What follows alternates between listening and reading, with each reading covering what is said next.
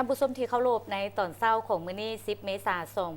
2025กรมตำรวจจราจรจัดกองประชุมผ่านแผนการป้องกันการเฉลิมฉลองปีใหม่ลาวโดยมีพันเอกคำสอนศิดาวงศ์หัวหน้ากรมตำรวจจราจรกระทรวงป้องกันความสงบมีบรรดาเจ้าหน้าที่ตำรวจจราจรและภาคส่วนที่เกี่ยวข้องเข้าร่วมกองประชุมครั้งนี้ได้พร้อมกันปรึกษาหารือและวางแผนในการป้องกันระยะบุญปีใหม่ลาวตามจุดเส้นทางต่างๆเพื่อเฮ็ดให้การเฉลิมฉลองส่งท้ายปีเก่าต้อนรับปีใหม่ลาวพศ2568มีความสงบปลอดภัยมีบรรยากาศเบิกบานม่วนซื่นและปราศจากผลเสียหายทางด้านสุขภาพชีวิตและทรัพย์สินที่เกิดจากอุบัติเหตุจราจรทางบก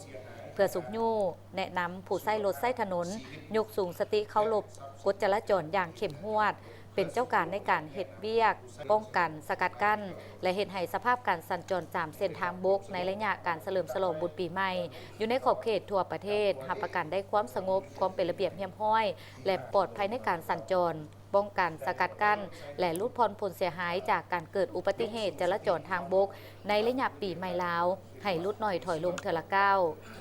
ในปีนี้กรมตำรวจจราจรจะนำใช้เจ้าหน้าที่ป้องกันปีใหม่อยู่นครหลวงเวียงจันทน์ทั้งหมด200 กว่าสหายหญิง48สหายและใช้พาหนะทั้งหมด12คันในนี้มีมิตรสลาม4คันรถกระบะ4คันรถจิ๊บ1คันรถตู้1คันรถเมล์2คันและในทั่วประเทศจะใช้กำลังตำรวจจราจรมีทั้งหมด 2,800 กว่าสหายหญิง263สหายพร้อมนั้นยังจะตั้งพนักงานลงอยู่ตามจุดกวดกาจับความไว้สวยท้องถิ่นตามเส้นทางยุทธศาสตร์เส้นทางหลวงแห่งชาติพิเศษจะตั้งพนักงานลงกวดกาสุขยู่แผนกตำรวจจราจรกองบัญชาการป้องกันความสงบนครหลวงเวียงจันทน์แขวง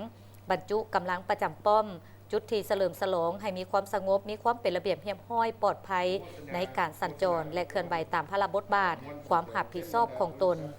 พร้อมนั้นการจะตั้งวางกำลังป้องกันเข้าจุดสำคัญต่างๆที่มีการเฉลิมฉลองตามเส้นทาง3แยก4แยกประจำจุดประจำป้อมเพื่อเหตุเรียกงานติดตามระบายการสัญจรอำนวยความสะดวกในการเคลื่อนไหวไปมา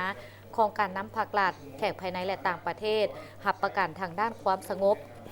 ความเป็นระเบียบเรียบร้อยปลอดภัยในทั่วสังคมให้ได้ห้อยสนห้อยและประจำการคอยเหตุตลอด24ชั่วโมงซึ่งจะเริ่มปฏิบัติหน้าที่แต่วันที่11-17 เมษายน 2025